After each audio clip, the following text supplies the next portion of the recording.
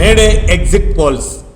దేశవ్యాప్తముగా ఆయా రాష్ట్రాల రాజకీయ పార్టీల అసెంబ్లీ ఎన్నికలు, లోక్సభ ఎన్నికల అభ్యర్థుల ప్రచారం సుదీర్ఘ కాలం అయితే ఫలితాల కోసం 20 రోజుల పాటు ఎదురుచూడటం మరో ఆందోళన.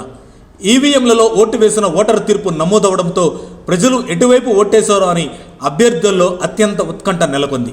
ఈ ఉత్కంఠ నుంచి కొంతమందికి నేడు కాస్త ఉపశమనం లభించే అవకాశం ఉంది.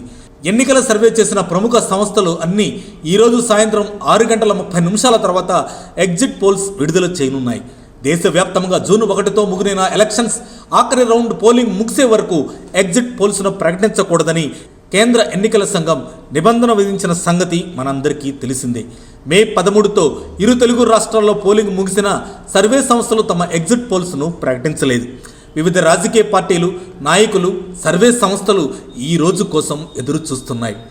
తెలంగాణ రాష్ట్రంలోని 17 పార్లమెంటు స్థానాలకు సికింద్రాబాద్ కంటోన్మెంట్ ఎమ్మెల్యే లాస్య నందిత యాక్సిడెంట్లో మరణించటం వలన జరిగిన ఒక అసెంబ్లీ స్థానానికి, ముఖ్యంగా పొరుగు రాష్ట్రమైన ఆంధ్రప్రదేశ్లో 175 అసెంబ్లీ స్థానాలు, 25 లోక్సభ స్థానాలకు ఈరోజు సాయంత్రం 6:30 విడుదలయ్యే ఎగ్జిట్ పోల్స్ పైనే అందరి దృష్టి కేంద్రీకృతమై ఉంది.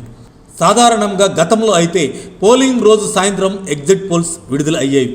దీంతో సర్వే సంస్థలు శాంపిల్స్ అభిప్రాయ సేకరణ విస్తృతంగా జరగలేదనే అభిప్రాయం వ్యక్తమవుతూ ఉండేది. అందుకని పోలింగ్కు ముందు, తర్వాత సేకరించిన అభిప్రాయాలను అన్ని క్రోడీకరించి అంచనాలు వేస్తారు. కానీ ఈసారి అందుకు భిన్నంగా సర్వే సంస్థలకు 20 రోజులు సమయం దొరికింది. పోలింగ్ ముగిసిన అనంతరం తరువాత రోజులు కూడా ప్రజాభిప్రాయాన్ని తెలుసుకునేందుకు విస్తృత సర్వే నిర్వహించారు. ఇందుకోసం చాలా రోజులు చాలా సంస్థలు సర్వేను కొనసాగించాయి. కాబట్టి ఈసారి ఫలితాలు మరింత పక్కాగా ఉంటాయని అందరూ అభిప్రాయపడుతున్నారు. మొత్తానికి ఎన్నికల తర్వాత కాస్త చల్లబడిన తెలుగు రాష్ట్రాల రాజకీయ వాతావరణం ఎగ్జిట్ పోల్స్తో మళ్ళీ ఒక్క ఊపుతో వేడెక్కబోతుంది అనేది వాస్తవం. మరిన్ని అప్డేట్స్ కోసం మా కాయ్ టీవీని సబ్స్క్రైబ్ చేసుకోండి. మా వీడియో కనుక మీకు నచ్చినట్లయితే లైక్ చేయండి, షేర్ చేయండి. మీ విలువైన అభిప్రాయాలను కామెంట్ బాక్స్లో తెలియజేయండి.